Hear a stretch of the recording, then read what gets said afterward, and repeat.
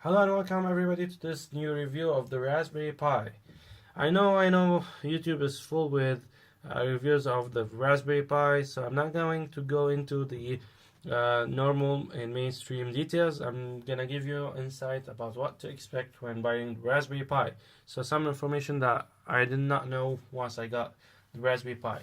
So yes, the Raspberry Pi is very amazing. You do some computation on it, different computations. You can connect it to the internet, some IoT. But how to get started with this? Now this is very important. I added a duct tape over here to avoid to insulate the pins beneath it. So you don't have to do this, but I just added it. So the first thing you need to know that the Raspberry Pi makes no sense without an SD card. So this SD card, and it has to be of a minimum, I think 8 gigabytes, in order to be able to install the operating system. So the operating system will not install on your SD card if it is less than 8 gigabytes. I think it might be either 4 or 8, but I'm pretty sure it was 8. So without this SD card, you cannot even boot this Raspberry Pi. So you have to have an SD card, and you have to download some 1.5 gigabytes of the internet as a software. It comes in a zip file, I think.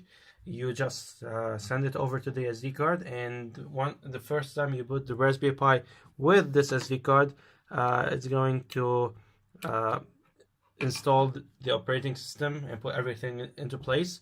And this is going to take some time, but after a while you don't have to do this anymore. So once you plug it in, it automatically runs the operating system. The default operating system is Raspberry, but you can install some different operating system other than that, but I wouldn't advise you to unless you know what you do, so that you'd be so that when you watch tutorials and you get codes, you don't have to think about the operating system you just installed.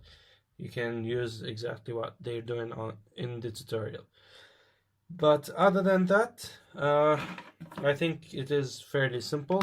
Do not expect it to show you anything once you plug it into the micro USB cable. And the HDMI. Do not expect it to show you anything on the screen. It will not. It will light only one orange LED, and that's it. But once you install this SD card, it's going to light an orange LED and another green LED, indicating the green LED is going to blink, indicating that the Raspberry Pi is reading from the SD card, reading and writing.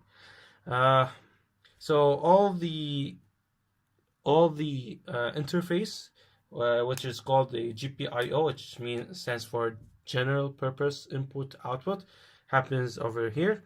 There's the map of these pins. Every pin stands for something, either a VCC or a ground, or a digital input output that you can use and command and get either input and output, or an output to a physical interface.